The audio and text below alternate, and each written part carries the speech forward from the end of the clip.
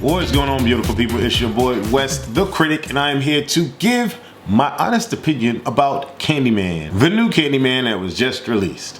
If this is your first time seeing me, I am the man that's going to let you know if watching this film is worth it or not. Okay? I review anime, scripted television shows, and movies. But before I get all into the details about how I was feeling while watching NAW Dacosta's beautifully shot film, I need y'all to do me a solid and go follow me on Instagram and Twitter. Instagram is WestTheCritic_ and Twitter is West the Critic. Okay, get all into it, y'all, because I really want to be making this my thing. You know what I'm saying? Because I love film and I do film and watch actv.com. Well, let's get into the history. The original Candyman was released in 1992. It was written and directed by Bernard Rose, and it starred the infamous Tony Todd, Vanessa Williams, Virginia Madsen, Xander Berkeley, and a few other people, okay? The original version had this white spin on things, and watching it back then, I didn't really realize that, you know what I'm saying? Obviously, I've aged. So back then when I saw Candyman, I just saw this black man killing people and I was just like, oh my God, he's scary. And growing up in the hood, it was always that thing of saying Candyman's name in the mirror, and no one ever really wanted to do it. And I don't know anyone to this day that has done it and has said that they've done it, but either way, they're still alive. But now we get a very interesting spin on things, you know?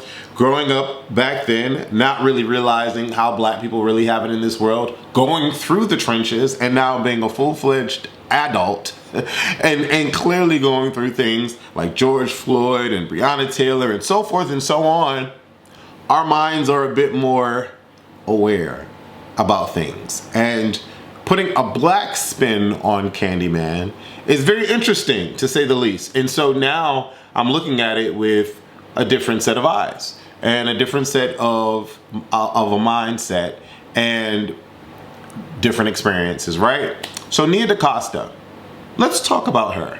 So I tried doing some research on NAW Dacosta because I've never heard of her, right? But she's only known for a couple of things, literally a couple things.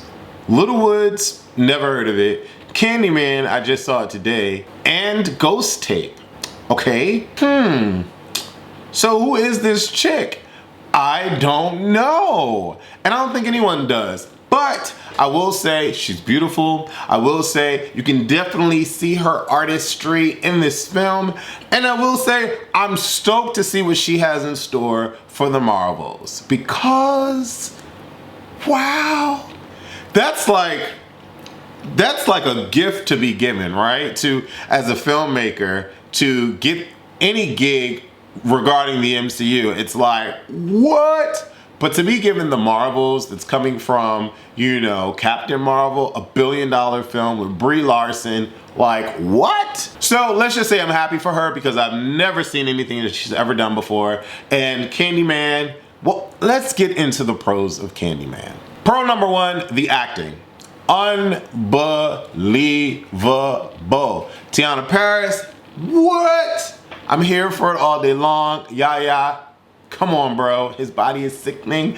And for whatever particular reason, they seem to want to show his backside more so than anything else. And I was not complaining. He is definitely a phenomenal actor. Coleman Domingo also did a great job, and Nathan Stewart did amazing. So the acting was spectacular. It was one of those situations where I felt like, okay, I see y'all acting. I see y'all doing y'all thing, right? There's one scene, and I have it in my notes, where it's a scene between Yaya and Tiana Paris, Anthony and Brianna. They're arguing, and not necessarily arguing, but they're going back and forth with what is happening in this film. And there's a moment where Yaya gets this feeling, this burst of energy and emotion within him, and it's just so palpable. You can just you just want to know. Yeah, you just felt it. And immediately, when I have moments like this happen in films, it's similar to the moment that happened when the young boy in Quiet Place 2 got his foot caught in the trap and he burst out and screams. I always shed a tear to that moment. I don't know if I'm the only human being that watched that film and shed a tear, but I always shed a tear to that moment. I kind of got that same that same vibe and feeling from Yaya during that moment with Tiana Paris when they're going back and forth. And there was a struggle with love and a struggle with aggravation and a struggle with confusion and uncertainty that led them to separate. And it was powerful. I appreciated that scene. Or the scene where we get to see Vanessa Williams, who comes back for this sequel that it's been deemed. And her brief scene with Yaya was one that I was able to, again, get the feels for. And I felt like even though it was brief, she did her freaking thing and she looks gorgeous. I have to point out Tiana Paris to go from her brief introduction in the Scarlet Witch or WandaVision, sorry, and to see her do her thing in WandaVision and become the first black woman superhero in the MCU, to then transition into Candyman, where I get to see her give a little bit more range, not a little bit, a lot more range, was awesome. So kudos to the actors. They are phenomenally talented. The cinematography in this film is by far stunning. John Gulsarian, wow. And Nia Dacosta, wow. I have to talk about my favorite scenes, my favorite moments, my favorite visually stimulating, eye-pulsating moments in this film. Tiana Paris entering the city on the train. That shot blew my freaking mind because it was the tunnel and then boom, it was the city right behind her. What? The pan shot of Anthony leaving the apartment where the murder took place, stunning shot. Going up the oval staircase, obviously you're in the wrong place with the white mannequins and that wall with the two beautifully stunning chocolate sisters, or Anthony in the hallway with the green wall with the two bulb lights above him. This whole movie, John did his freaking thing and Nia did their freaking thing. Another pro. Another pro for me was the direction of the film. Oftentimes we are bombarded with black struggle, black pain and all of that in movies, and it's always to our detriment, typically, okay? I'm not a fan of watching black people suffer. I know we do. I'm tired of seeing it over and over and over again. Whereas in the original Candyman, black people were dying at the hands of a black man. This particular Candyman, we have white people dying at the hands of a black man. It's a culture shock, it's new, I get it. But I'm not saying that I loved watching this happen. I'm just happy that it was happening and it was a story that we as black people could tell, or that Nia Dacosta could tell along with Jordan Peele could tell. And I was like, okay, this is refreshing to see. Like, you know what I'm saying? There were moments where I felt bad that some people were dying, but I was like, okay, I'm watching a thriller, so whatever. They can die, you know what I'm saying? But there were moments where I was just like, she better not die, or he better not die. But, you know, they can die. I loved the direction and what it was taking and where it was going with the film and the new wave that it was allowing me to ride and surf. I was appreciative of that. Okay, let's talk about the cons. The cons for me, let me think about it. Think about it, Wes. The cons for me was, let's say the script. Let's say the script isn't the most fleshed out situation. And there were moments where I was like, that doesn't make sense. Like, at least no one in today's world, since we're talking about today's concepts and themes regarding black people and the struggle and police brutality and all that, we're throwing all that in our mouths and we're digesting it again in another film created by black people. Okay, cool. But then I was like, there were some things happening in this movie that black people just would not just sit idle and not doing anything about. Like the whole bee bite. You know what I'm saying? Like, why is it taking us so long to figure out what's going on with this bee bite? What? I was like, okay, that doesn't make any sense. And then I really would have hoped and wished that, or I was hoping and wishing that there would be a little bit, instead of like, I love the puppetry and all of that. I thought that was an artistic approach to take.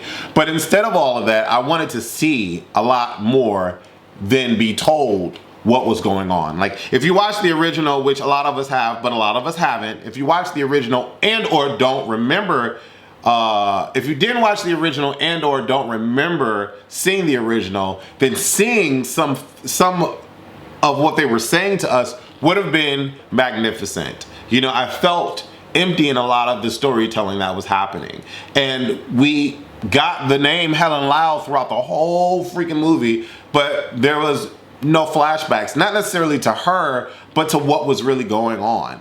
And then to find out that the Cabrini Greens apartment complex is an actual complex. I didn't know that. You know what I'm saying? And the story that was being told in this version is true life. You know, it would have been nice to have seen, if they were gonna make it so known and public about gentrification and how white people take over and how black people have to struggle and all that, it would have been interesting to see just a smidget of that, a little bit of that, because everything that we're talking about in the film, we don't necessarily see. And I just wish that would have been available for us to see what they were talking about and to digest it, and then to hopefully get more feeling as to why this black man would be compelled to find out about Candyman, as opposed to just being told about the story from some white dude. You know what I'm saying? And I don't know.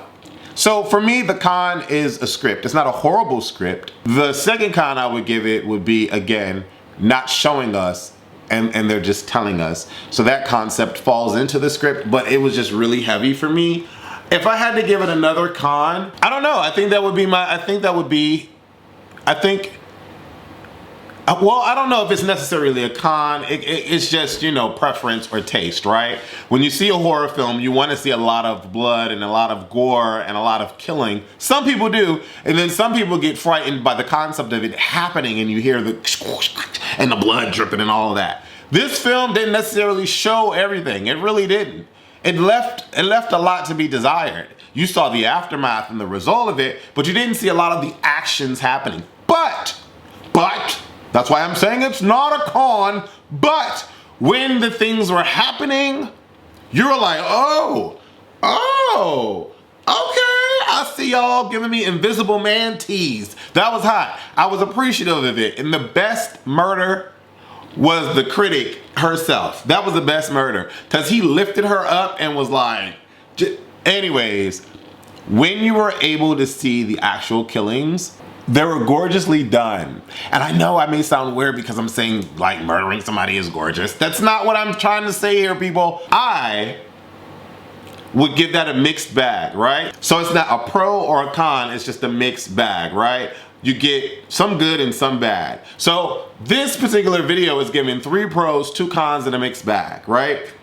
This movie is really telling of who is able to find the concept of what they're putting in this film entertaining, and if not entertaining, if not black struggle is entertaining, because that seems to be all that we're getting. I mean, what else are you grabbing from this movie? Satisfaction, good acting, thrills. Are you scared? Are you gonna say Candyman's name in the mirror 5 times?